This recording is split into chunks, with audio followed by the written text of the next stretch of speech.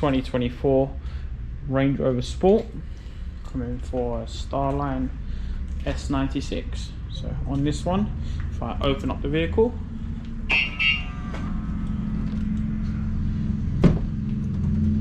and I go to start the vehicle,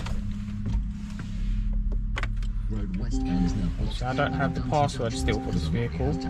So if I currently, right now it shows you as ready.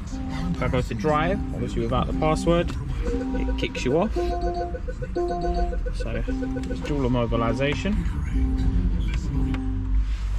And if I get out the vehicle and I arm the system up,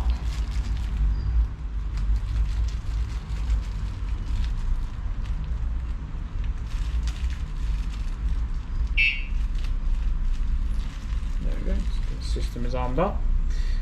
Once we get the system armed up, if I was to open the vehicle door, the alarm system will go off, as you can see here. Simply stop the alarm system through the key, which is there. And if you'd like this installed on your vehicle, give us a call, 0208 554 5554.